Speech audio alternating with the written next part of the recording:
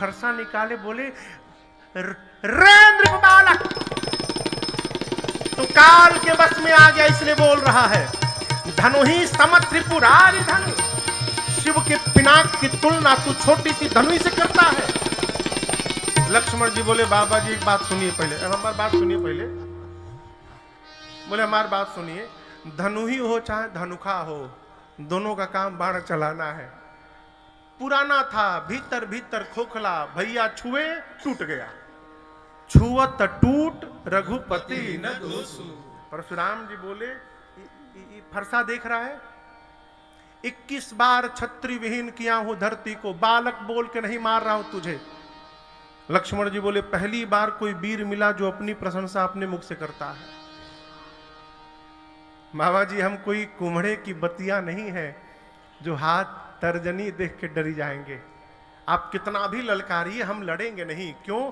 हमारे वंश में ब्राह्मण पर और गौ पर प्रहार करना मना है।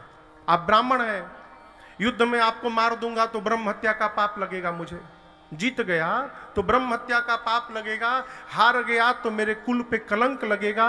जीतू चाहे हारू, नुकसान केवल हमारा होना है, हम आपसे लड़ेंगे नहीं। बोले परशुराम जी विश्वामित्र जी से, तुम्हारा ये चेला जितना गोरा है ना, भीतर का उतना काला है ये। राम जी बोले किसकी बात सुन रहे हैं आप मुनिवर? बुद्धिमान लोग छोटे बच्चों की बात पे ध्यान नहीं देते। तब तक लक्ष्मण जी बोले कि इतना प्रेम है तो यहीं पर टूटा हुआ है, किसी को बुला के जुड़वा लीजिए। बोले देखो फिर बोला, फिर बोला। यहां रघुनाथ जी परशुराम जी में अद्भुत वार्ता होती है। अंत में राम जी को बोलना पड़ा, मुनिवर मेरा अपराध जितना बड़ा नहीं है उससे बड़ा आपका क्रोध हो गया है। पुराना था, टूट गया।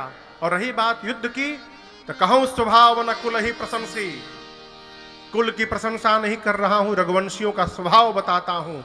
कालहु डर ही न रन रघुवंशी, हम युद्ध में काल से भी नहीं डरते हैं, हम काल से भी युद्ध करने की शक्ति रखते हैं, हम वो रघुवंशी हैं। लेकिन मुनिवर जो रघुवंशी काल से भी लड़ सकता है वो आपसे नहीं लड़ेगा। क्यों? आप ब्राह्मण हैं और हम जानते हैं जो ब्राह्मण के चरणों में निष्ठा बना के रखता है वो पूरे संसार में निर्भय होकर रहता है। इस रहस्य को मैं जानता हूं, मैं लड़ूंगा नहीं आपसे। परशुराम जी सुने ब्राह्मण में इतनी निष्ठा, भगवान छोड़कर कोई नहीं हो सकता है। परशुराम जी के पास 2 धनुष थे, अजगौ और एक पिनाक। पिनाक परशुराम जी ही जनक जी के पास रखवाए थे, सुरक्षित रखिए हम बाद में ले जाएंगे, टूटा इसलिए चले आए। अजगौ भगवान श्री हरि का धनुष है। धनुष की डोरी एक साइड में बंधी रहती है और उस धनुष में लिपटी रहती है। युद्ध के समय धनुष का जो स्वामी है धनुष को झुकाता है, उसकी डोरी चढ़ाता है। भगवान के धनुष पर भगवान को छोड़कर कोई डोरी चढ़ा नहीं सकता। परशुराम जी सोचे ये श्री हरि का धनुष है अजगौ, यदि ये भगवान होंगे तो इसकी डोरी चढ़ा देंगे। कहा राम रमापति कर धनु लेहु, खींचहु मिटे मोर संदेहु। राम धनुष लीजिए, खींचिए और इसकी प्रतंचा चढ़ाइए, मेरे संदेह को समाप्त करिए। यहां मानस में लिखा है देत चाप आप ही चली गयऊ, चली गयऊ नहीं, देत चाप आप ही चढ़ी गयऊ। जैसे परशुराम जी ने धनुष को दिया, राम जी ने हाथ में धनुष को पकड़ा, उसकी प्रतंचा अपने आप धनुष पे चढ़ गई। परशुराम जी देखकर विस्मय भाव में आए। यहां पर 9 बार राम जी की जय जयकार किए, जय हो जय हो जय हो प्रभु। प्रार्थना करके क्षमा याचना करके परशुराम जी वापस महेंद्र पर्वत पर चले गए। विश्वामित्र जी ने जनक जी से कहा महाराज धनुष टूटने के साथ विवाह हो गया, परंतु कुल परंपरा के अनुसार विवाह संपन्न हो, दूतों को पत्र देकर अयोध्या भेजिए जिससे महाराज दशरथ बारात लेकर आवे। पहुंचे दूत रामपुर पावन, दूत पहुंचे चक्रवर्ती जी को सूचना दिए। महाराज गुरु जी के पास गए, गुरु जी ने बारात के पयान का मुहूर्त निकाला, प्रस्थान का। बारात अद्भुत सजी हो, सुंदर रथ पर गुरुदेव को बिठाए, बगल के रथ पर अपने बैठे। महाराज ऐसा लगा मानो देवराज इंद्र के साथ देव गुरु बृहस्पति आके खड़े हो गए हो। बारात चली अयोध्या से, संत महात्मा गाने लगे, अरे अवधा नगरिया से, अवधा नगरिया से, अरे चलली बरियतिया है, सुहावन लागे। जनक नगरिया भैले सो, हे सुहावन लागे। जनक नगरिया भैले सो, हे सुहावन लागे। अवधा नगरिया से, अवधा नगरिया से, चलई बरियतिया है, सुहावन लागे। जनक नगरिया भैले सो, हे सुहावन लागे। जनक नगरिया भैले सो, हे सुहावन लागे। कौन कौन चला? सब देवतन मिली चलले बरियतिया है, सुहावन लागे। सब देवता मिली, सब देवता मिली, चलले बरियतिया है, सुहावन लागे। बजवा बजेला घन घोर, हे सुहावन लागे। बजवा बजेला घन घोर, हे सुहावन लागे। जनक नगरिया भैले सो, हे सुहावन लागे। कहत रसिक जना दुल्हा के सूरतिया है, सुहावन लागे। कहत रसिका जना, कहत रसिका जना, दुल्हा के सूरतिया है, सुहावन लागे।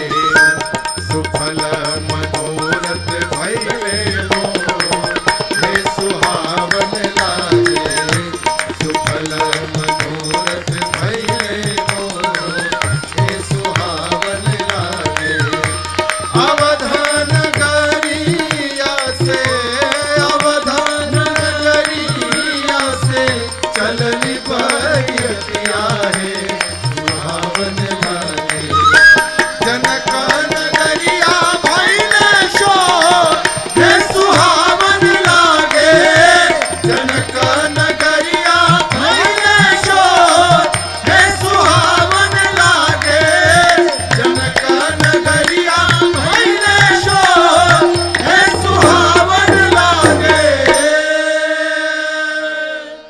4 दिन में बारात अयोध्या से चलकर मिथिला पहुंची। कितने दिन में? 4 दिन में। अयोध्या से लेकर मिथिला तक की बारात की पूरी व्यवस्था जनक जी महाराज ने कराई। बीच में जितनी नदियां पड़ी सब पर सेतु बनवा डाले। बारात के सोने की, भोजन की, विश्राम की समुचित व्यवस्था जनक जी ने की।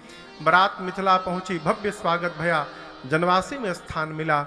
राम लक्ष्मण जी विश्वामित्र जी के साथ जाकर पिताजी से, गुरुदेव से, परिवारिक जनों से मिले हैं। मिथिलावासी बारात की दिव्यता देखे ब्रह्मा जी से कहते, ब्रह्मा जी आज तक 12 घंटे का दिन, 12 घंटे की रात्रि बनाए हैं, आज से 24 घंटे का दिन बनाइए, 24 घंटे की रात बना दीजिए। क्यों? ये जो मंगलमय समय चल रहा है शीघ्र न कहीं जीवन से निकल के चला जाए, इसलिए आप दिन रात की अवधि बढ़ा दीजिए ब्रह्मा जी। रनिवास में सखियां सीता जी की बात करती हैं आपस में, अरे पता चला है क्या, जैसे बाबा जी के साथ 2 आए थे, बारात में भी 2 आए हैं। एक ने कहा तुमको इतना ही पता है, मुझे तो आगे भी पता चला है, उसमें भी एक सांवला है और एक गोरा है। एक ने कहा मैं आगे का बता दूंगी, सांवले का नाम भरत, गोरे का नाम शत्रुघ्न है। चौथी बोली हम तुमसे ज्यादा जानते हैं। क्या? पहले जो दोनों आए थे और बाद में दोनों आए हैं, चारों भाई हैं, खास अपने भाई हैं। 5वीं सखी आंचल फैला ली, सखियां पूछती हैं क्या कर रही हो? बोली मैं ब्रह्मा जी से भीख मांग रही हूं। ब्रह्मा जी, बारात भले एक की आई हो, आप ऐसा कुछ करिए, चारों भाइयों का विवाह मिथिला में हो जाए, यहां से कोई कुंवारा लौट के ना जाने पाए। अरे ब्याही हो चारियो भाई, यही पूरा हमा सुमंगल गावही। मुहूर्त निकला विवाह का, अघन मास शुक्ल पक्ष पंचमी तिथि। कहाँ निकला? 2 स्थान पर। जहां बारात रुकी है जनवासे में ब्रह्मा जी निकाले, और जनक जी के महल में उनके ज्योतिषी निकाले। नारद जी मुहूर्त लेकर ब्रह्मा जी को जाकर दिए। देखा लोगों ने कि ज्योतिषी भी वही मुहूर्त निकाले हैं जो ब्रह्मा जी निकाले हैं। जय जयकार भया। विवाह का दिन आया गोधूली बेला में। सतानंद जी के कहने पर बारात सज के चली है। ब्रह्मा जी बारात के साथ चले तो उनकी मति चकरा गई। शंकर जी बोले क्या हुआ बाबा, तबीयत ठीक ठाक है ना? बोले ये बताइए कोई दूसरे ब्रह्मा आ गए हैं का? बोले क्यों? तो जो सृष्टि आज दिख रही है, मैंने ये सृष्टि का निर्माण नहीं किया है, ये कौन बना के चला गया? शंकर जी बोले किसके विवाह में आप आए हैं? पता है, जगत के माता पिता के विवाह में आए हैं। और माता पिता के विवाह के एल्बम में बच्चों की फोटो नहीं आती है। ये जगत के माता पिता का विवाह है। यहाँ जो कुछ भी दिखेगा सब उनकी करनी दिखेगी, हमारी तुम्हारी करनी कुछ दिखने वाली नहीं है। आनंद मनाइए। शंकर भगवान 15 नेत्र से, ब्रह्मा जी 8 नेत्र से, कार्तिकेय 12 नेत्र से, इंद्र हजार हजार नेत्रों से भगवान के दूल्हा रूप का दर्शन करते हैं। द्वार पूजन भया। उसके बाद सखियां राघव जी को परिछन करके मंडप में लाती हैं। सीता मैया आती हैं। चारों वेद भगवान विवाह कराने के लिए प्रस्तुत हैं। अग्नि नारायण प्रकट हैं, सूर्य नारायण वंश परंपरा बताने के लिए प्रकट हैं। मुनियों ने पहले गणपति भगवान का पूजन कराया, उसके बाद प्रद प्रक्षालन। सोने के थाल में जल लेकर मैना और सुनैना जी और जनक जी महाराज राम जी के पांव को पखारने लगे। लागे पखारन पाय पंकज, प्रेम तन फूल सावली, नभ नगर गान निशान जय धुनि उमगी जनु चमकी सी चली। जैसे जनक जी महाराज रघुनाथ जी के पांव को धोना प्रारंभ किए, सारे देवता आपस में बात करने लगे, जनक जी कौन से पांव को धो रहे हैं? ये वही पांव है जो शंकर जी के हृदय में रहता है। ये वही पद है जिसको एक बार देखने के लिए मुनि महात्मा जन्म जन्मांतर तपस्या करते हैं। ये वही पांव है जिनसे अहिल्या जी को सदगति प्राप्त हो गई। और आज जनक जी उसी पांव को अपने हाथ से धो रहे हैं। आज त्रैलोक्य में जनक जी से अधिक सौभाग्यशाली दूसरा कोई मनुष्य नहीं है। पूरी सभा जनक जी की जय जयकार करने लगी। बोलिए जनक जी महाराज की जय। पद प्रक्षालन के बाद साखोचार हुआ। सीता जी राम जी दोनों लोग बर कुंवरु कर तल जोरी साखो चार दो कुल गुर करे, भयो पानी गहन बिलो की विधि, सुर मनुज मुनि आनंद भरे। साखोचार में सीता जी राम जी हाथ जोड़कर बैठ गए आमने सामने। पहले राम जी की ओर से गुरुदेव भगवान वशिष्ठ जी ने साखोचार किया, फिर सीता मैया की ओर से सतानंद जी ने साखोचार किया, फिर पानी ग्रहण संस्कार हुआ।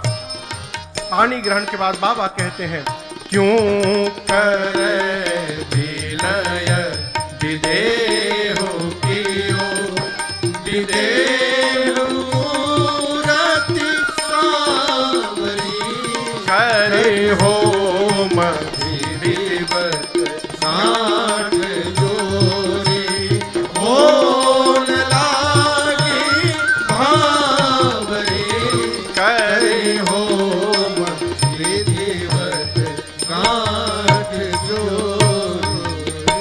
विधिवत होम भया, गठबंधन भया। गठबंधन के बाद भांवरी पड़ी। भांवरी पड़ने के बाद मुनियों ने राम जी से आज्ञा दिया, राम जी अब आप सीता जी के मांग में सिंदूर लगाइए। प्रभु मेरी माँ के मांग में क्या है मैया, यजमान परिवार आ जाए, इधर आ जाए।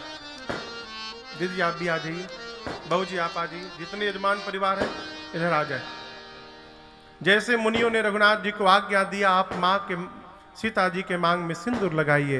राम से असिर सिंदूर दे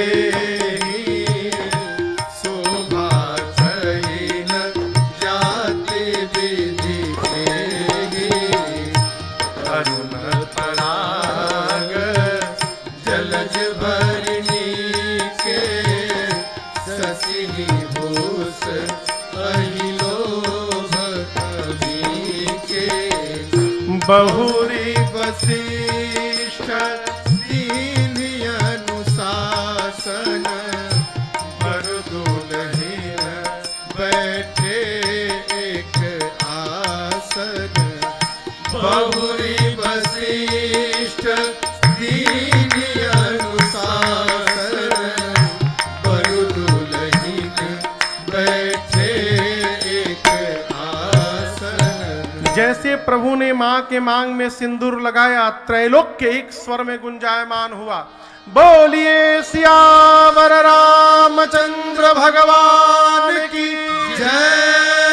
बोलिए दुल्हा सरकार की जय। बोलिए दुल्हन महारानी की जय। अब सतानंद जी ने आज्ञा दी, गुरुदेव भगवान वशिष्ठ जी ने आज्ञा दिया कि अब दूल्हा दुल्हन दोनों एक आसन पर बैठे।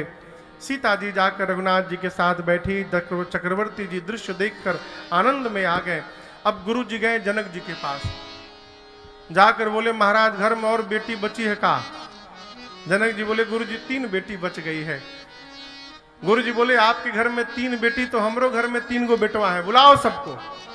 और उसी मंडप में भरत भैया का विवाह जनक जी के भाई कुशध्वज जी की बड़ी बेटी मांडवी मैया से, लक्ष्मण भैया का विवाह सीता मैया की छोटी बहन उर्मिला मैया से, और शत्रुघ्न भैया का विवाह मांडवी मैया की छोटी बहन श्रुत कीर्ति मैया के साथ भया। मंडप कितना है कहिए? 1। दुल्हा दुल्हन कितने हो गए? 4। सखियां कल्पना नहीं कर सकती थी, आनंद में आ गई, लगी गाने। लाल चंदन सोहे इनके भाल सखिया, चारों दूल्हा में बड़का कमान सखिया, चारों दूल्हा में बड़का कमान सखिया।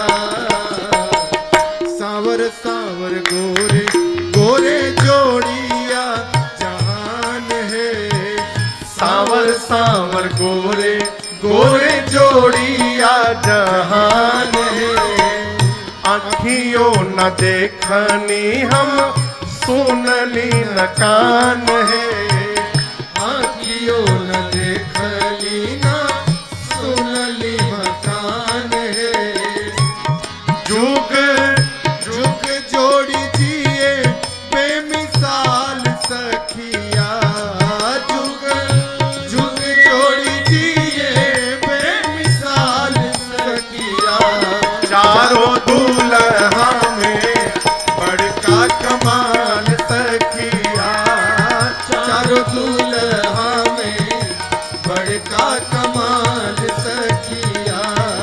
जुग जुग जोड़ी जिए बेमिसाल सखिया, जुग जुग जोड़ी जिए बेमिसाल सखिया। चारों दूल्हा में बड़का कमाल सखिया, चारों दूल्हा में बड़का कमाल सखिया।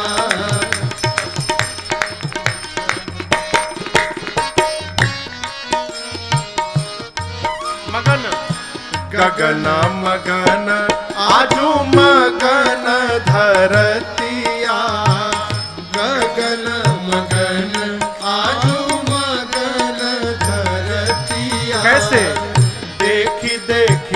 दुल्हा जी के सावल सूरतिया देखी देखी दुल्हा जी के सावल सूरतिया। बाल वृद्ध नर नारी सब बेहाल सखिया। बाल वृद्ध नर नारी सब बेहाल सखिया। चारों दुल्हा में बड़का कमान सखिया। चारों दुल्हा में बड़का कमान सखिया। बाल वृद्ध नर नारी सब बेहाल सखिया।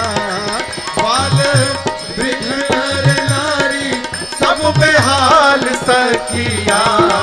चारों दूल्हा में बड़का कमाल सखिया।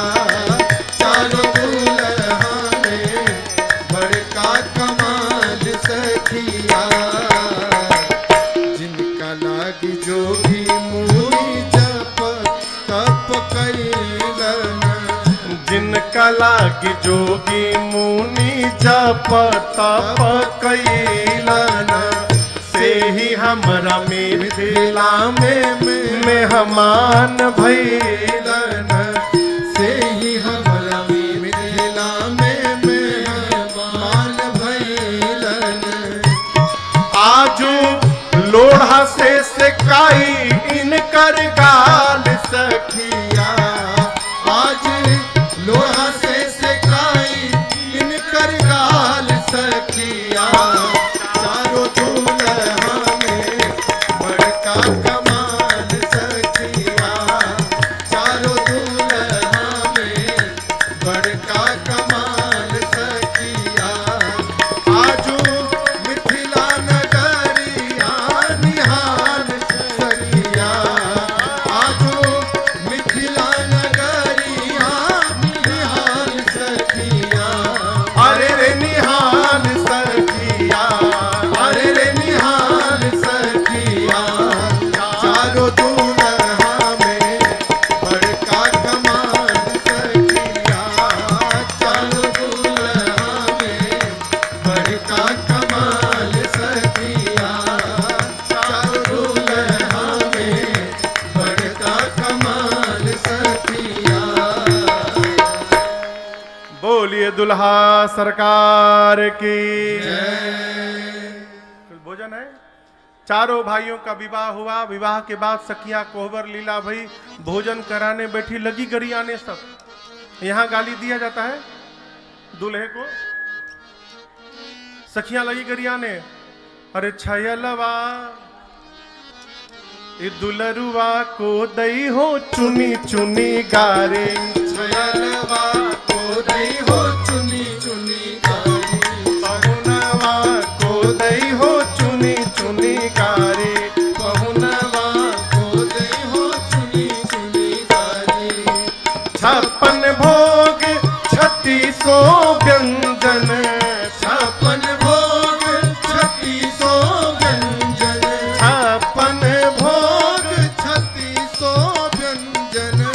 56 भोग 3600 व्यंजन। आनी धरो मणि थारी। छयलवा को दई हो चुनी चुनी गारी। छयलवा को दई हो चुनी चुनी गारी। दुल्हवा को दई हो चुनी चुनी गारे। दुल्हवा को दई हो चुनी चुनी गारी। जेवत लालन सिद्ध सदन में। जेवत लालन सिद्ध सदन। अरे सिद्ध सदन में। सिद्ध सदन में। सिद्ध सदन में। सिद्ध सदन में। पावत लालन सिद्ध सदन में। पावत लालन सिद्ध सदन में। और गावत सरहज गारी। छयलवा को दई हो चुनी चुनी गारी। छयलवा को दई हो चुनी चुनी गारी।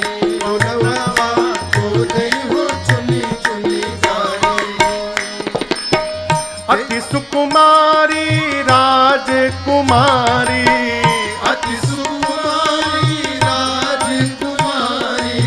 अति सुकुमारी राजकुमारी, अति सुकुमारी राजकुमारी। राम जी बोले कौन? शांता बहन तुम्हारी छयलवा खोदई हो चुनी चुनी गारी, छयलवा खोदई हो चुनी चुनी गारी, छयलवा खोदई हो चुनी चुनी गारी। देना तो चाहिए राजकुंवर को, देना तो चाहिए आपकी बहन का विवाह राजकुमार से होना चाहिए। देना तो चाहिए राजकुमार को, देना तो चाहिए राजकुमार परंतु को। ले भागे जटाधारी, छयलवा खोदई हो चुनी चुनी गारी, छयलवा खोदई हो चुनी चुनी गारी, दुल्हवा खोदई हो चुनी चुनी गारी।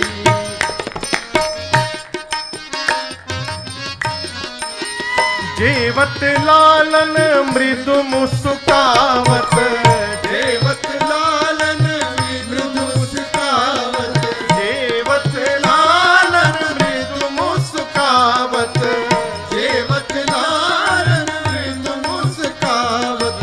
सिया अली बलिहारी, छयलवा खोदई हो चुनी चुनी गारी, छयलवा खोदई हो चुनी चुनी गारी, दुल्हवा खोदई हो चुनी चुनी गारी, दुल्हवा खोदई हो चुनी चुनी गारी, पहुनवा खोदई हो चुनी चुनी गारी, पहुनवा खोदई हो चुनी चुनी गारी, छयलवा खोदई हो चुनी चुनी गारी।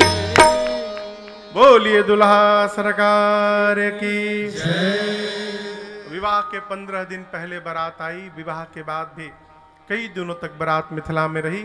बाद में सतानंद जी के कहने पर जनक जी महाराज ने बारात को विदा किया है। चक्रवर्ती जी महाराज बारात लेकर बहुओं के साथ अयोध्या आए हैं। सभी बाराती घर गए। माताओं ने भव्य स्वागत किया है। शुभ मुहूर्त देखकर कल कंगन छुड़ाया गया और 6 दिन बाद विश्वामित्र जी दशरथ जी महाराज से विदा लेते हैं। महाराज चक्रवर्ती पूरे परिवार के साथ खड़े होकर प्रार्थना करते हैं। कहते मुनिवर, नाथ सकल संपदा तुम्हारी, मैं सेवक समेत सुत। प्रभु मेरा पूरा परिवार आपका सेवक है। मेरी पूरी संपत्ति आपकी कृपा प्रसादी है।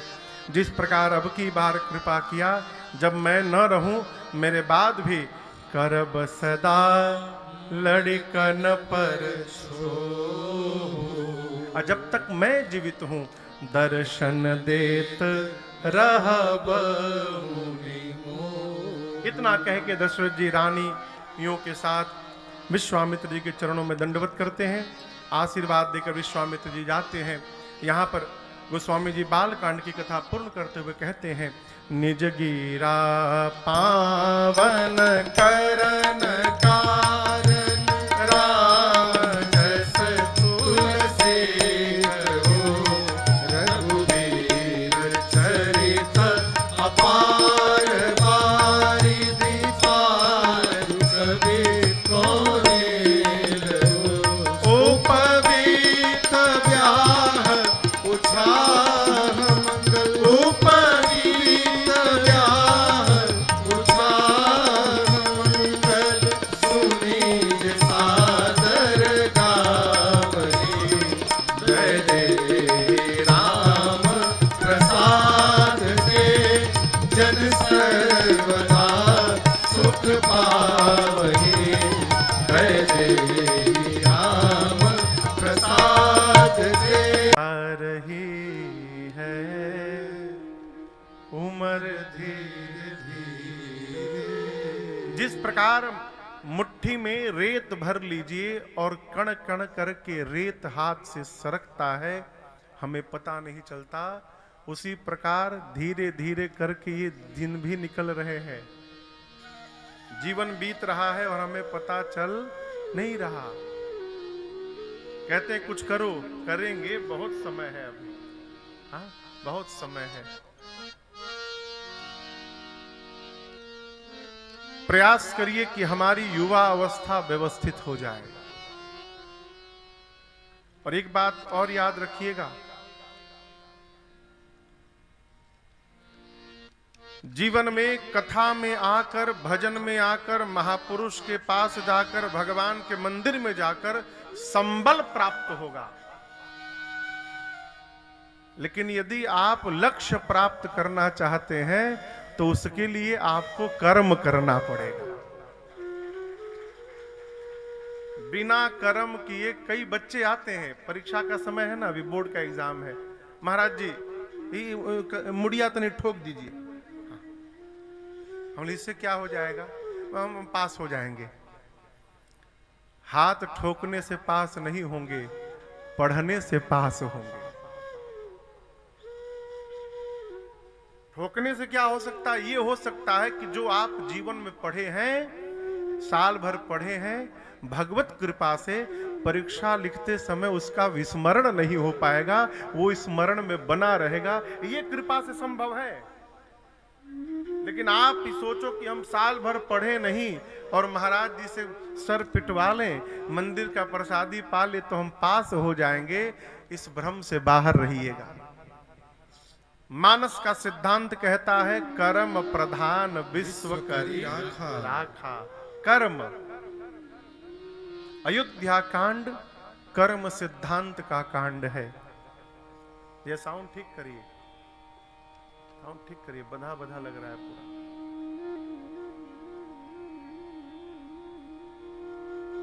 मेरी आप लोगों से प्रार्थना है, सुंदरकांड तो बहुत सारे लोग पढ़ते हैं, कई लोग साप्ताहिक पढ़ते हैं, कई लोग मासिक पढ़ते हैं, कई लोग प्रतिदिन पढ़ते हैं। एक व्यक्ति तो ऐसा मुझे मिला, कहा महाराज 12 मिनट,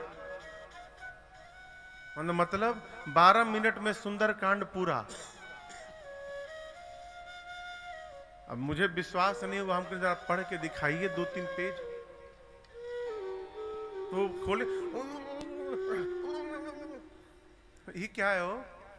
देखिए, हम 12 मिनट में पूरा सुंदरकांड पढ़ लेते हैं, ये उपलब्धि नहीं है। उपलब्धि ये है कि उसकी एक चौपाई यदि हमारे समझ में आ जाए और हम उसे जीवन में धारण कर सके, ये उपलब्धि है। अयोध्या कांड तप कांड है।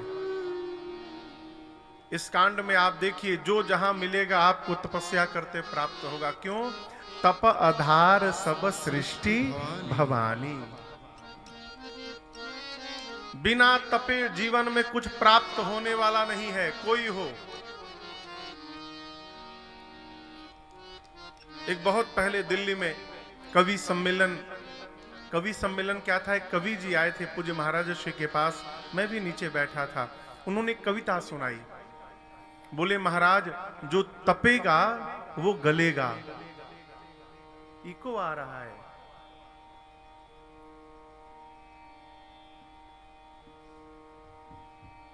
श्री राम रहने, ऐसे रहने दीजिए।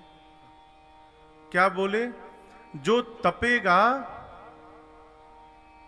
वो गलेगा, जो गलेगा वो ढलेगा, जो ढलेगा वो बनेगा, जो बनेगा वो मिटेगा, और जो मिटेगा वही जीवन पर्यंत टिकेगा।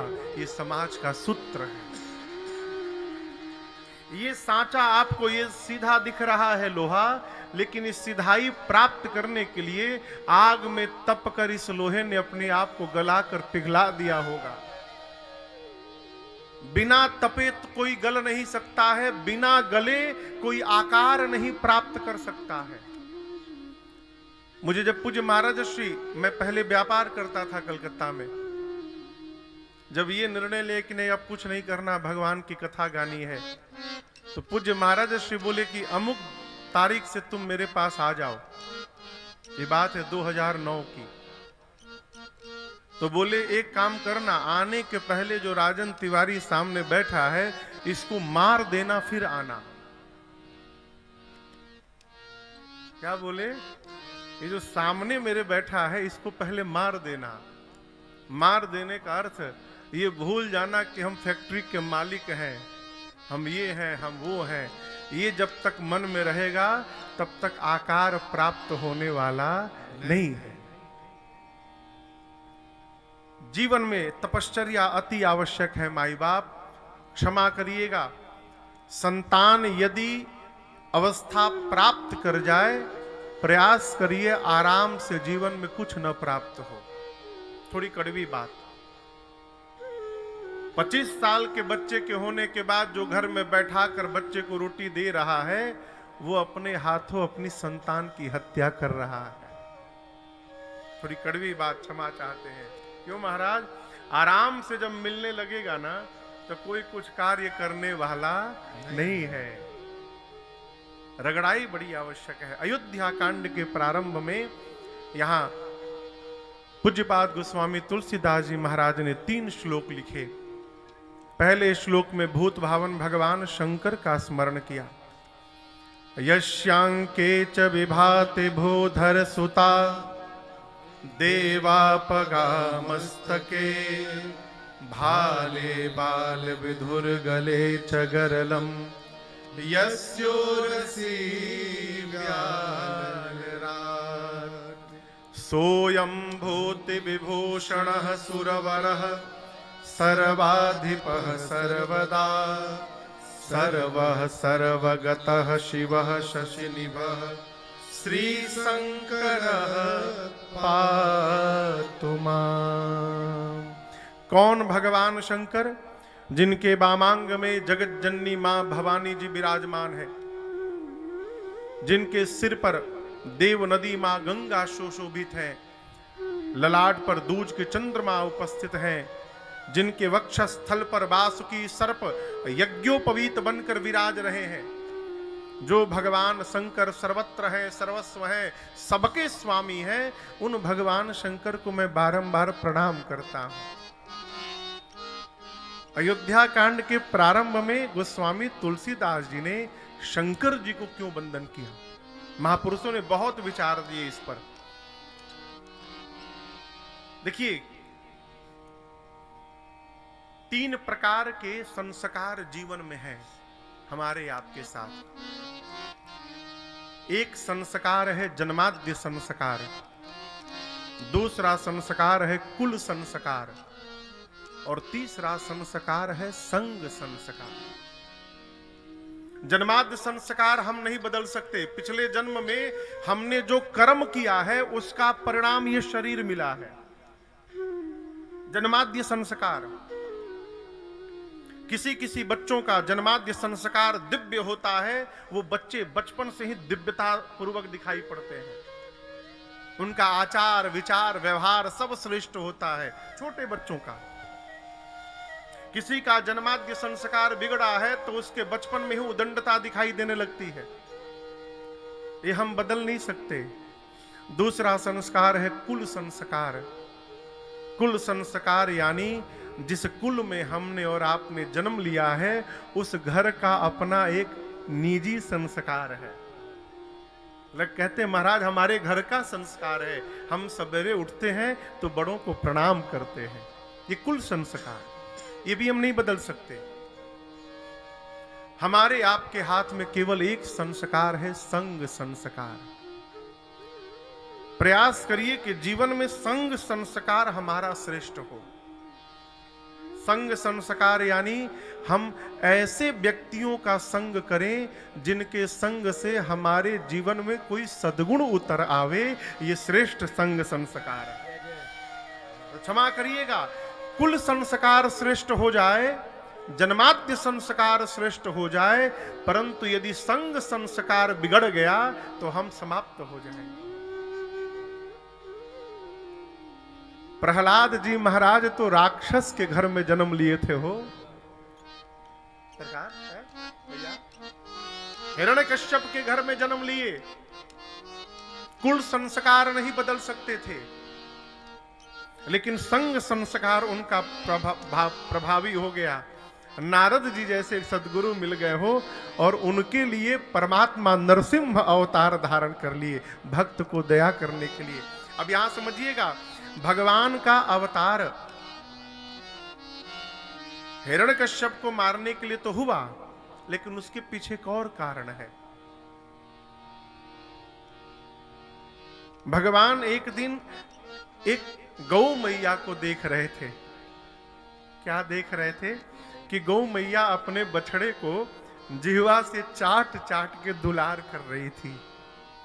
और मनुष्य को छोड़कर जितने 4 पांव वाले पशु हैं, सभी पशु अपने बच्चों को जिह्वा से चाट चाट के दुलार करते हैं। जब भगवान ने गौ मैया को देखा कि अपने संतान को गौ मैया जिह्वा से चाट चाट के दुलार कर रही हैं, भगवान विह्वल हो गए। मैंने आज तक तो अपने किसी बच्चे को इस प्रकार से दुलार नहीं किया। अपनी ये इच्छा पूर्ण करने के लिए भगवान नरसिंह रूप में अवतार लिए। शरीर नर का, मुख सिंह का, और हिरण्यकश्यप को गति देने के बाद प्रहलाद जी को गोद में लेकर आज भगवान जिह्वा से चाट चाट के दुलार कर रहे हैं और अपने भाव को पुष्ट कर रहे हैं। प्रहलाद जी का संस्कार, इसको व्यवस्थित रखिए। संग संस्कार यदि नहीं मिल पा रहा है तो स्मरण करिए। जिस व्यक्ति का हम चिंतन करते हैं उस व्यक्ति का गुण, सद्गुण हो चाहे दुर्गुण हो, वो धीरे धीरे हमारे जीवन में, व्यवहार में दिखाई देने लगता है। विश्वास न हो तो 1 वर्ष करके देख लीजिए। अयोध्या कांड के प्रारंभ में गोस्वामी जी ने भगवान शंकर का स्मरण किया है। क्यों? शंकर भगवान की एक विशेषता है, इतने झंझट में बाबा रहते हैं। अब आप कहोगे बाबा कौन से झंझट में रहते हैं? दिखावे झंझट इनका। बगल में पार्वती जी बैठी हैं, सिर पे गंगा जी को बैठा लिए हैं। ये कम झंझट है? आप बताओ भैया। बगल में मां भवानी बैठी है, कपारे पर गंगा जी बैठी हैं। बगल में पत्नी को बिठाकर इधर किसी और को बिठाकर दिखा दीजिए आप। झंझट है कि नहीं है? तीसरा नेत्र अग्नि है, अग्नि के ऊपर ही गंगा जी विराजमान है। झंझट है कि नहीं है? बाबा के गले में सर्प है। गणपति भगवान की सवारी मूसक है। सर्प और मूसक दोनों साथ में है। ये झंझट है कि नहीं? दोनों को बचा के रखना मूसक को। कार्तिकेय जी की सवारी मोर है। मोर के आगे सांप खेल रहा है और मोर सांप को टच भी नहीं कर रहा। ये झंझट है कि नहीं है? बड़े लोगों के घर में पार्किंग की व्यवस्था होती है।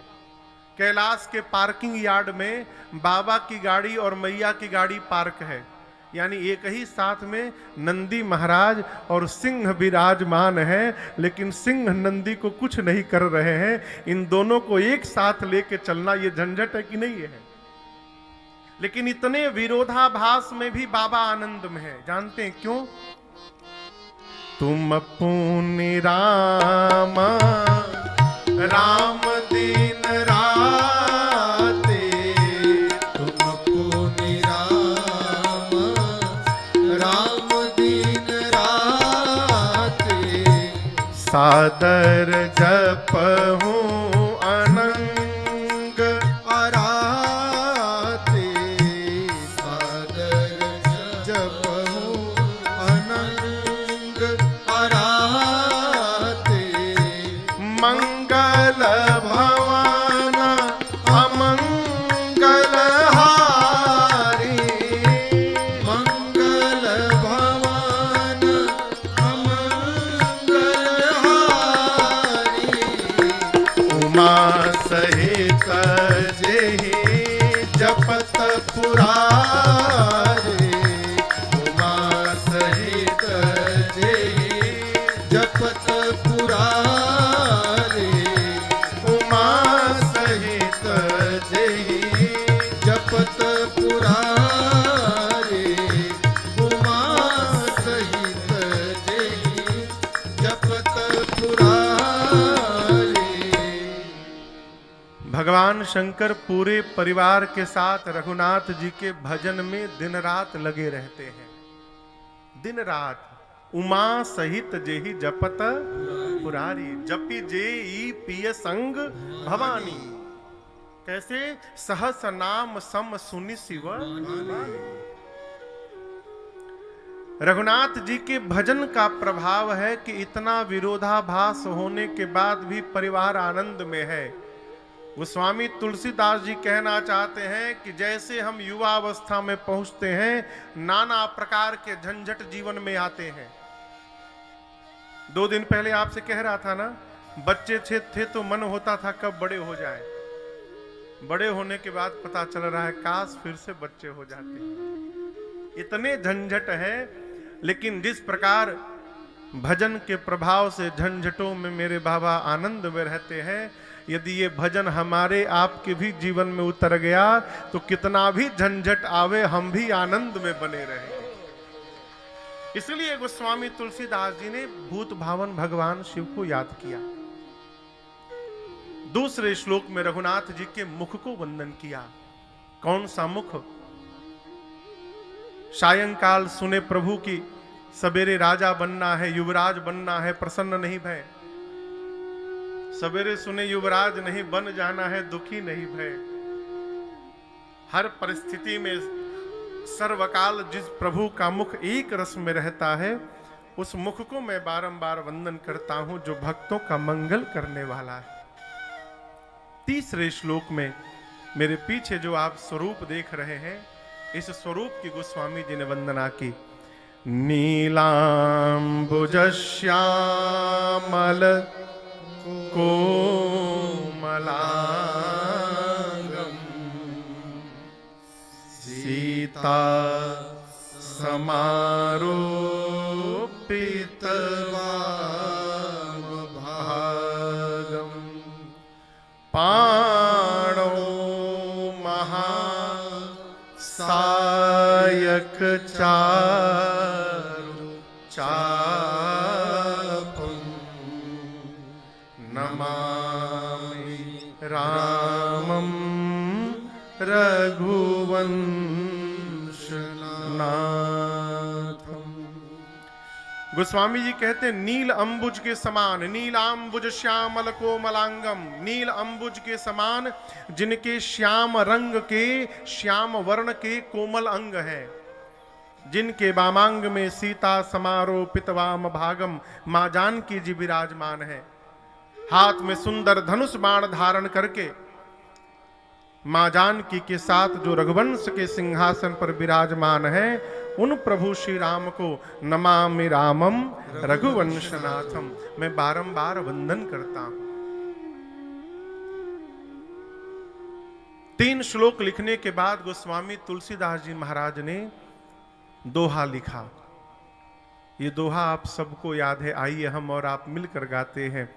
श्री गुर चरण सरोज रज निज मन मुकुर सुधार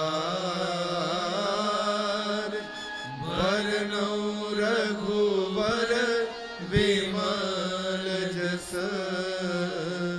जो दायक फल चार। ये दोहा श्री हनुमान चालीसा जी से नहीं है, ये दोहा अयोध्या कांड का है। यहां से उठाकर वहां पे रख दिया गया है, ठीक है ना। अयोध्या कांड प्रारंभ करने से पहले गोस्वामी तुलसीदास जी महाराज अपने मन रूपी दर्पण को गुरुदेव भगवान के चरणों के रज से निर्मल करते हैं। क्यों? दूसरी बार आपसे फिर निवेदन करना चाहता हूं, कितना भी साधन जीवन में एकत्रित हो जाए, कितना भी हम माला जप लें, तीर्थ कर लें, दान कर लें, पुण्य कर लें, यदि मन निर्मल नहीं भया तो करने से कुछ होने वाला नहीं है। करते रहिए, करते रहिए, मन को निर्मल करिए। अब तो नहीं रह साकेत चले गए प्रातः स्मरणी पूज्य स्वामी राजेश्वरानंद जी महाराज कहते थे कि तन को जल से धुलाना सरल है, मगर मन को निर्मल बनाना बड़ी बात है। मन को निर्मल बनाना बड़ी बात है। बड़ी बात है। प्रयास करिए मन निर्मल हो, प्रयास करिए कि हमारे मन में किसी के प्रति द्वेष न हो, प्रयास करिए कि हमारे मन में किसी के प्रति कपट न हो, प्रयास करिए हमारे मन में किसी के प्रति ईर्ष्या न हो। और ये मन कैसे निर्मल होगा माई बाप? केवल एक ही उपाय है, राम सेवा हाथ में फिर मान नहीं पाएगा, किया अभिमान तो फिर मान नहीं पाएगा, तेरा वही विधि रही। है शरणागति और सबसे सरल भी है। आदमी सब कर लेते हैं, शरणागति नहीं करता है। एक प्रसंग है महाभारत का। द्रौपदी एक दिन कन्हैया पे रूठ गई, बोली तुम भगवान हो, तुम यदि भगवान हो तो तुम्हारे रहते मेरे पति कैसे हार गए? कन्हैया सुनते रहे, बाद में बोले बहना तेरा अपराध बहुत, तेरा क्रोध बहुत बड़ा हो गया है। ये मानता हूं कि मेरे रहते तेरे पति हार गए, लेकिन तेरे 5 पति बैठे हैं, पूछ क्या खेलने से पहले इनमें से किसी ने भी मुझे एक बार याद किया था? किसी ने बोला था मुझे?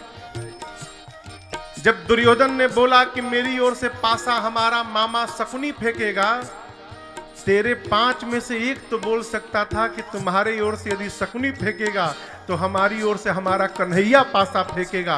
मैं फेंकता पासा, फिर देखता कौन हारता है कौन जीतता है। ये कथा कहती है कार्य कोई भी हो, प्रारंभ करने से पहले भगवान को सौंप दीजिए। करना आप ही को है, लेकिन ये मत मानिए कि हम कर रहे हैं। प्रभु हम तो निमित्त मात्र हैं, जैसे कराएंगे हम